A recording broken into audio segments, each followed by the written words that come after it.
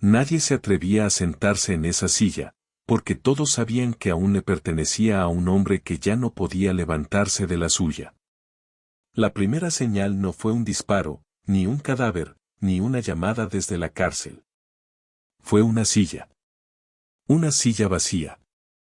De madera oscura, tallada con símbolos que solo unos pocos entendían, ubicada al centro de una mesa rodeada de poderosos.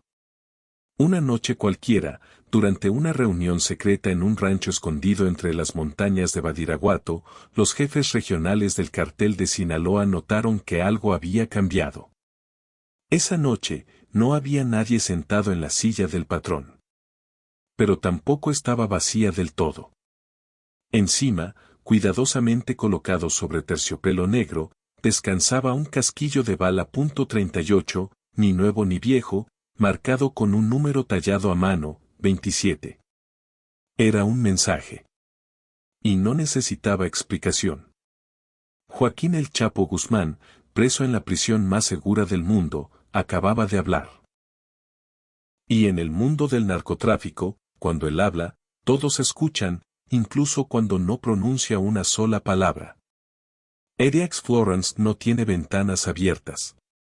No permite llamadas sin monitoreo. No permite visitas espontáneas.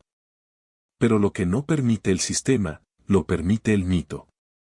El Chapo, encerrado en una celda de concreto de 2 por 3 metros, seguía moviendo piezas.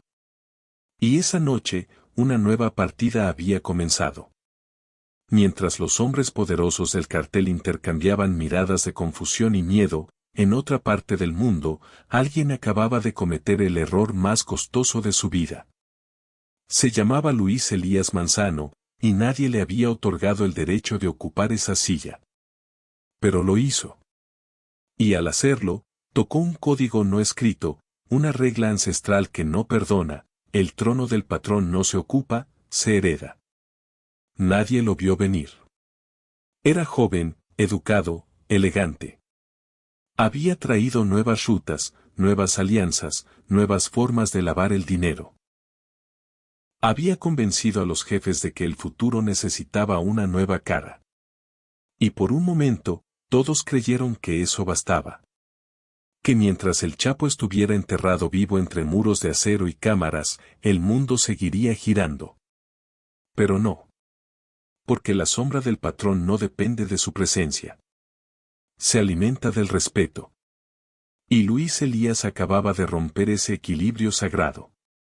A partir de ese momento, cada movimiento suyo sería observado, cada error amplificado, cada traición castigada con una precisión quirúrgica que solo alguien como el Chapo podría diseñar.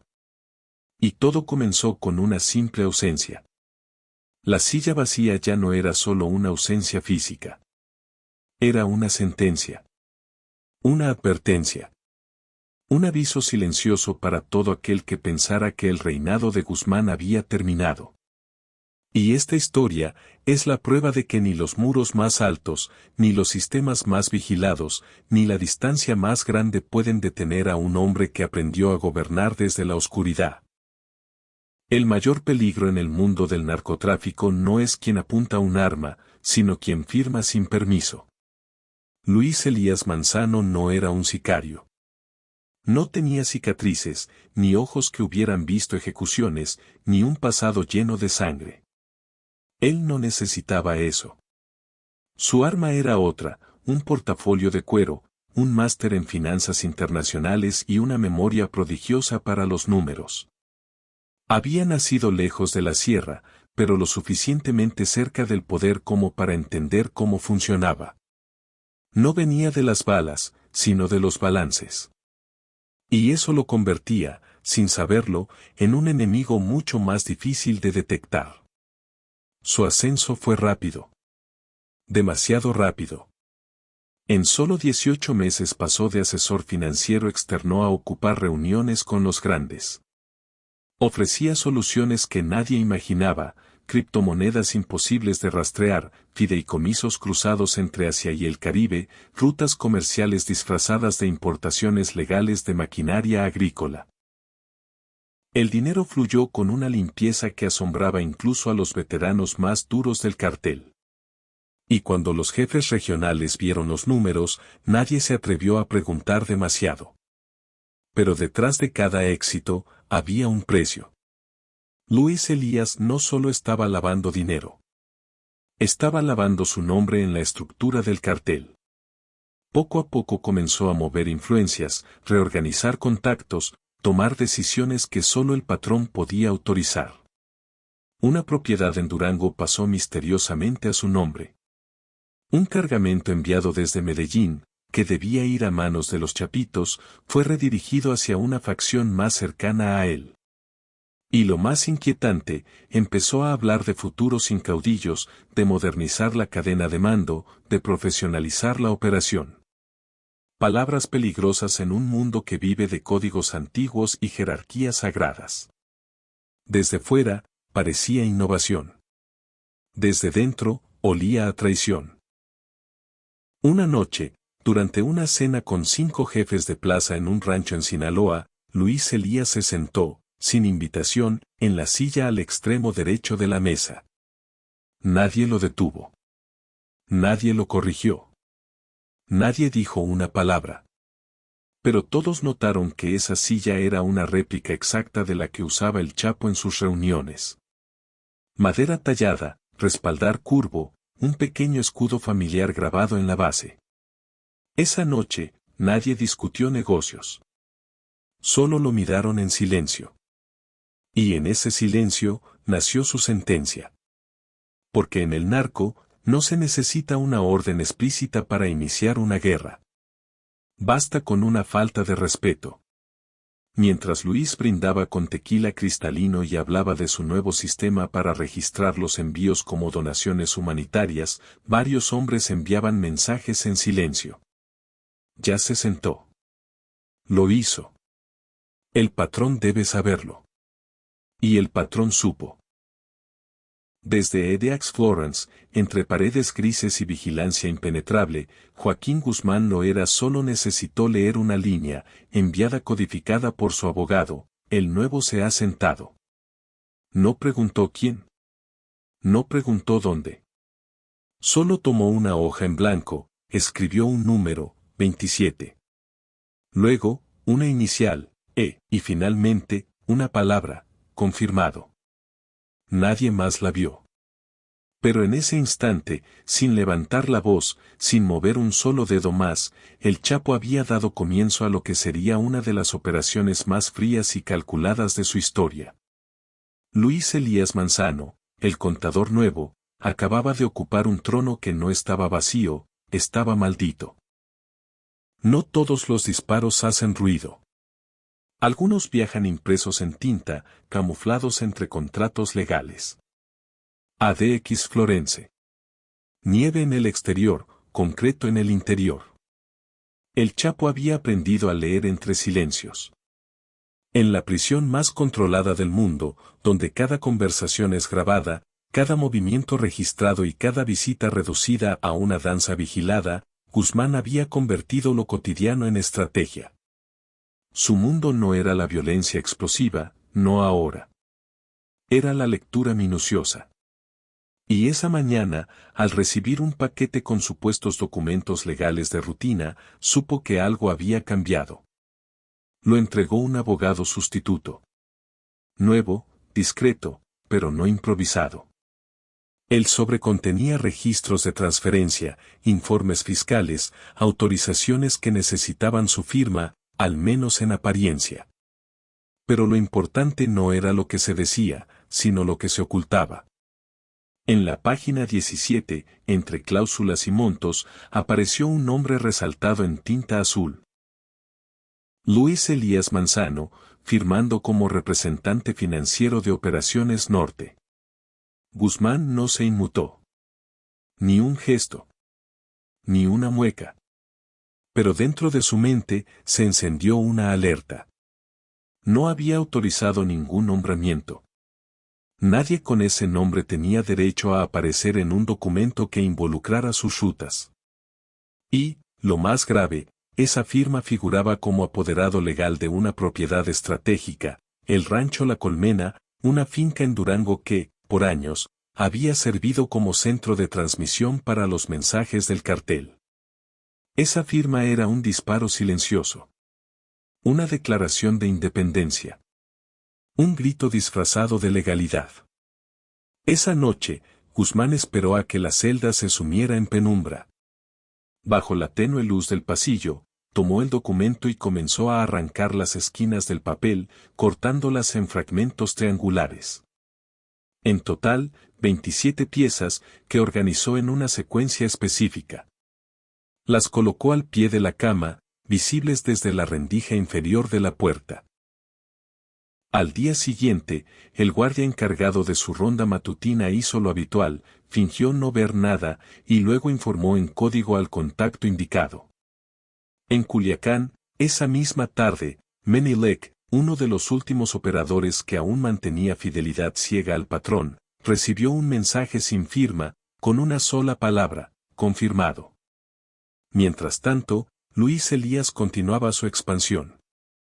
Reuniones en Mazatlán, convenios con lavadores de dinero en Panamá, inversiones en empresas fantasmas de Guatemala y Costa Rica. Todo bajo su nombre, todo con sonrisa limpia, todo aparentemente funcional.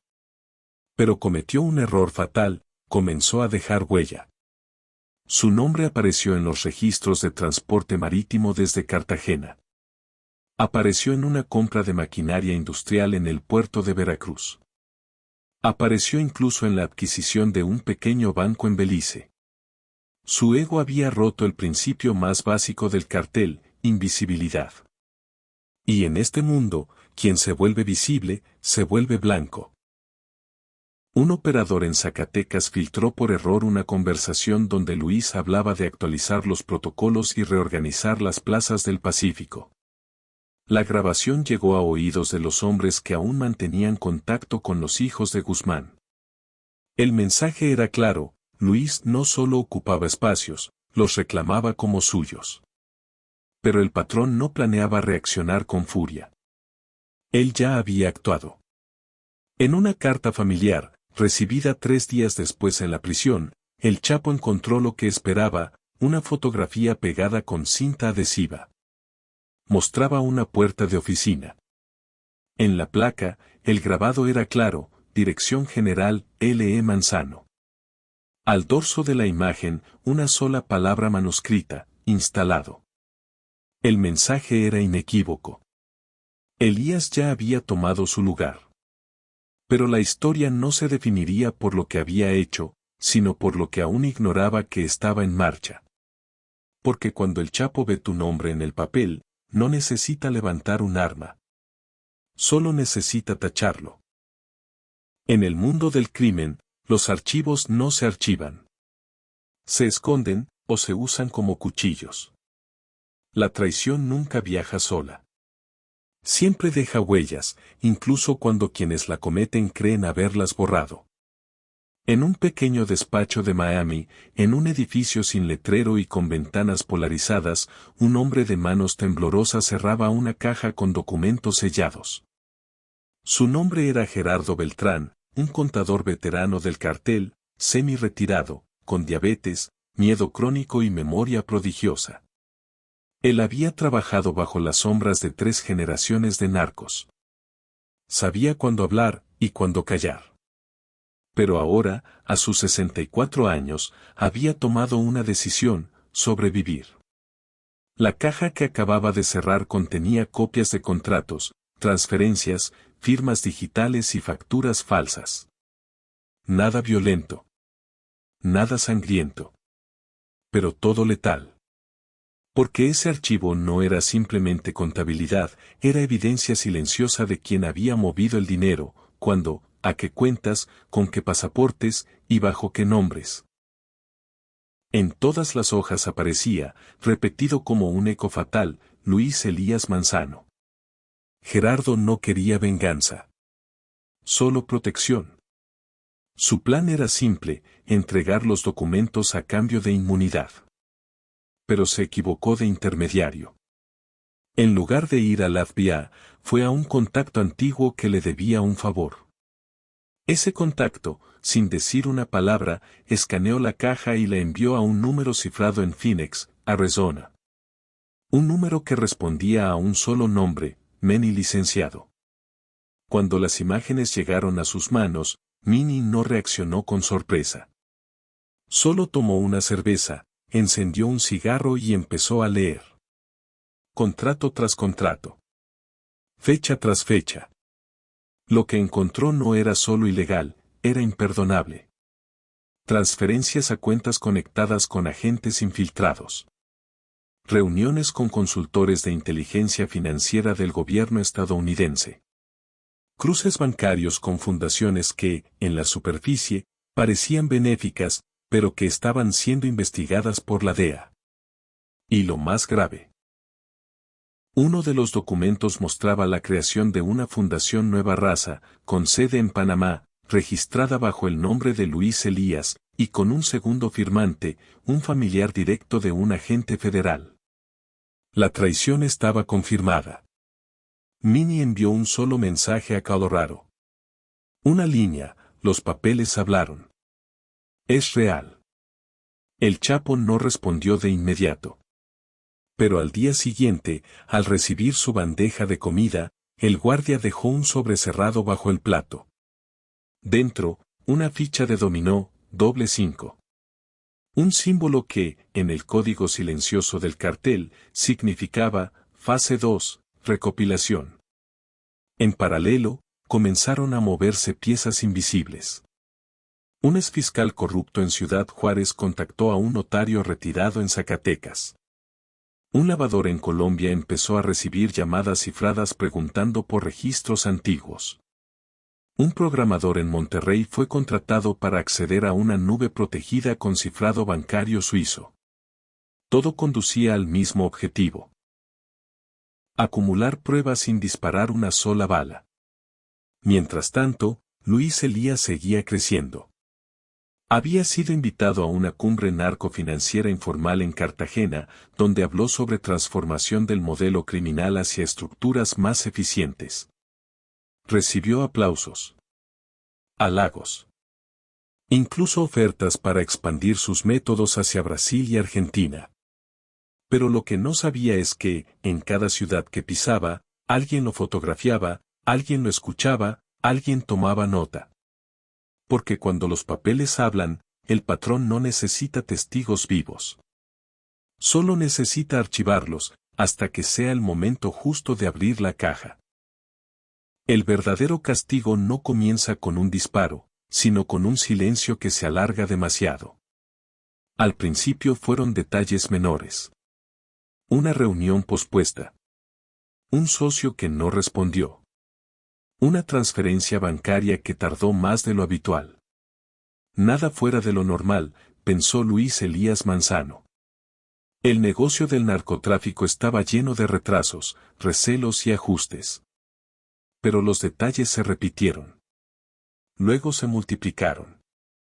Y finalmente, se acumularon como señales que solo el paranoico podría leer, o el condenado. Una tarde en Guadalajara, su jefe de seguridad le informó que uno de los vehículos blindados del convoy había sido saboteado. Fallo eléctrico, dijeron. Pero el sistema era nuevo, revisado, certificado. Días después, una bodega en Tepic fue saqueada sin que los vigilantes notaran movimiento alguno. Se llevaron solo los documentos. No droga. No dinero. Solo papeles. Extraño, comentó su administrador. Inteligente, pensó alguien más. Luis Elías comenzó a notar los vacíos. Y los vacíos son más peligrosos que los enemigos visibles. En Culiacán, un veterano del cartel, conocido como Don Julio, recibió una visita inesperada. 3 jefes de plaza, antiguos aliados de Elías, pidieron hablar en privado. Nadie mencionó nombres. Nadie usó la palabra traición. Solo dijeron una frase: queremos volver al orden anterior. Don Julio no hizo preguntas. Encendió un puro, sirvió 3 copas de sotol, y respondió: el patrón nunca se fue. Solo estaba esperando que lo llamaran. Ese mismo día, en Phoenix, Menilek actualizó su lista. A los nombres ya recopilados se sumaron nuevos: abogados, contadores, transportistas, operadores financieros, todos los que habían firmado un papel, cerrado un trato o compartido un brindis con Luis Elías. No se trataba de matarlos. No aún. El objetivo era otro: aislarlo. Despojarlo. Deshacer, paso a paso, todo lo que había construido. Y así comenzó la asfixia. En Ciudad de México, un magistrado federal que había otorgado protección judicial a una de sus empresas fue repentinamente suspendido. En Miami, una cuenta que contenía más de $3 millones fue congelada por errores de verificación. En Bogotá, un embarque de éter fue interceptado antes de cruzar la frontera.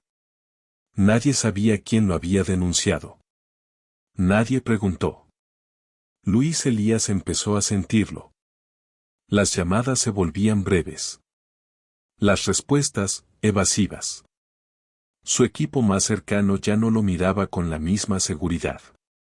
Su secretaria personal pidió vacaciones de manera repentina. Un ingeniero de logística desapareció sin dejar rastro. En sus reuniones, los brindis eran mecánicos. Las sonrisas, apretadas. Los silencios, densos. «Todo bien, jefe», le repetían. Pero los ojos nunca mentían. La paranoia se instaló. Revisó su oficina en busca de micrófonos. Cambió de teléfono 3 veces en una semana. Comenzó a dormir armado. Su esposa, preocupada, le pidió viajar a España unos días. Él lo negó con violencia. Sabía que irse sería admitir debilidad. Pero quedarse significaba aceptar que estaba rodeado. Y estaba rodeado. Porque para entonces, el Chapo ya no necesitaba verlo caer. Solo necesitaba que entendiera, día tras día, que el mundo que había intentado construir sobre una traición, se desmoronaba sin que nadie disparara una sola bala. Una mañana, Luis se levantó y encontró un sobre bajo la puerta de su oficina. Sin remitente. Sin sello. Solo una hoja dentro, con una frase escrita a mano: «El que rompe el orden, no encuentra refugio». Se quedó sentado por horas, sin hablar, sin moverse. Afuera, el mundo seguía. Pero adentro, la red ya se había cerrado. Y él era el único que no lo había notado hasta ahora. Cuando ocupas un trono que no te pertenece, lo que te rodea no es respeto, es una trampa. La cena fue privada, selecta, suntuosa. 5 jefes regionales, todos con poder, influencia y territorio. La mesa era larga, de caoba maciza, adornada con velas, cristal cortado y platos servidos por chefs traídos de Tulum. Luis Elías Manzano presidía la velada como un verdadero anfitrión. Reía, brindaba, hablaba de expansión, de modernización, de alianzas internacionales. Su seguridad había revisado el lugar 5 veces. Nadie armado, nadie infiltrado. Al menos, eso creía él. A las 10:15 de la noche, el vino fue reemplazado por tequila añejo. Uno de los invitados, un viejo capo de Jalisco, pidió hacer un brindis por el nuevo orden. Luis levantó su copa con orgullo. Sonrió satisfecho. Pero al alzar la mirada, notó que todos seguían sus gestos, sin imitarlos. Nadie bebía. Nadie hablaba. Todos lo observaban con la misma expresión. Fija, contenida, como si supieran algo que él aún no comprendía. Entonces lo vio. Sobre la silla a su derecha, una réplica de la original, la del patrón, había un sobre negro. No estaba al inicio de la noche. No lo había colocado él.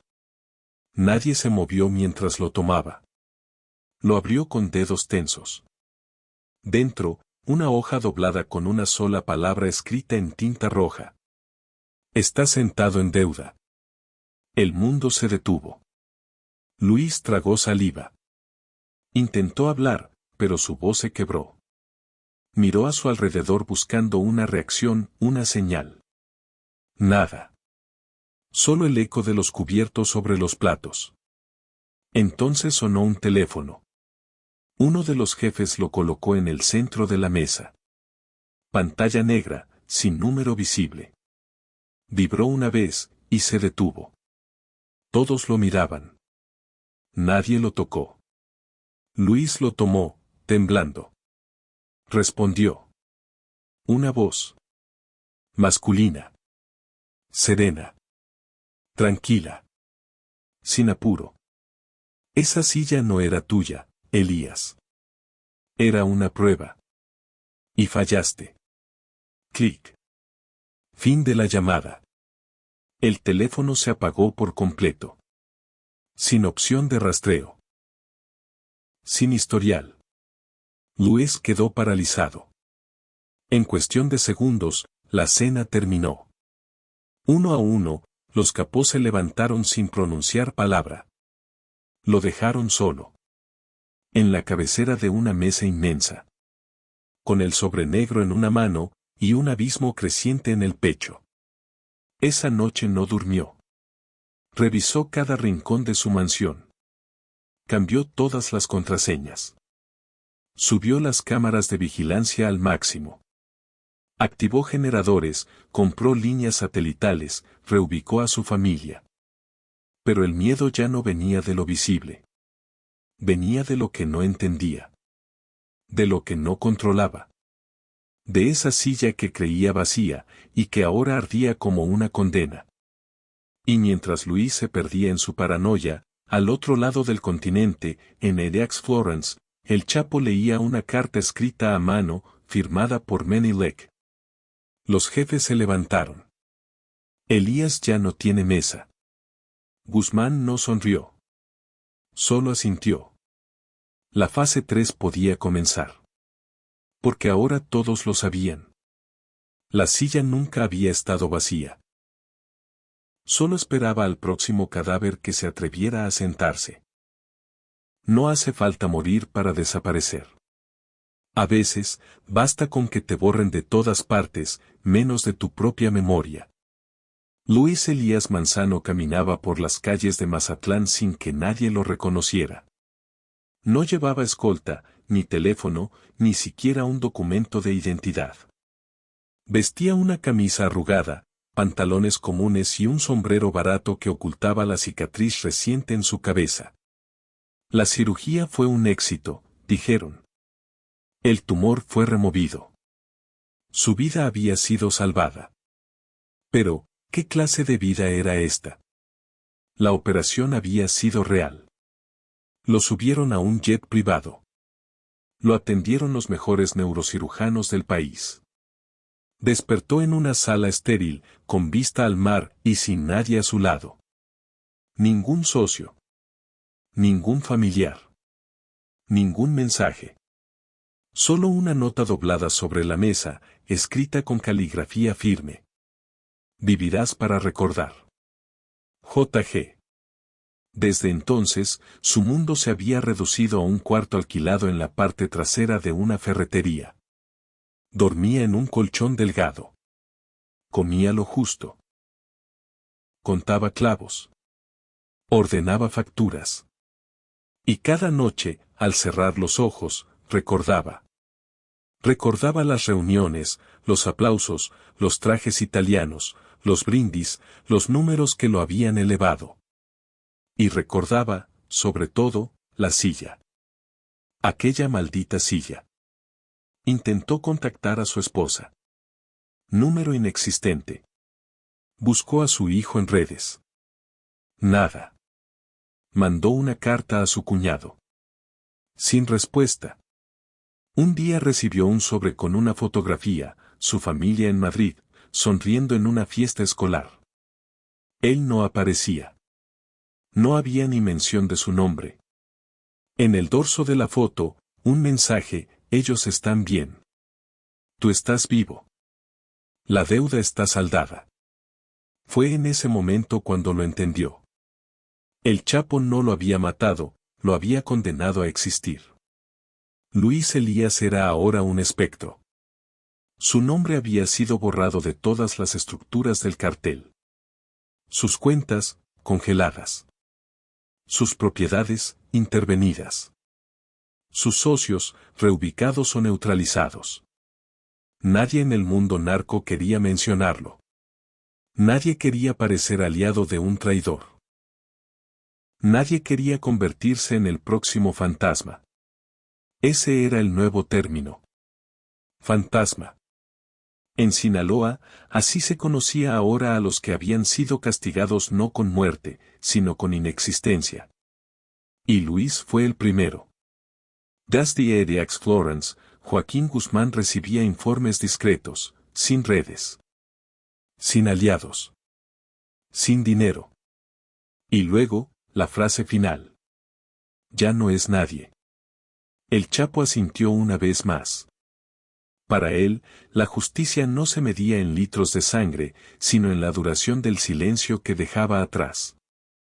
Y con Luis Elías había logrado la forma más pura de castigo, un hombre reducido a su sombra, respirando sin ser visto, pensando sin ser oído.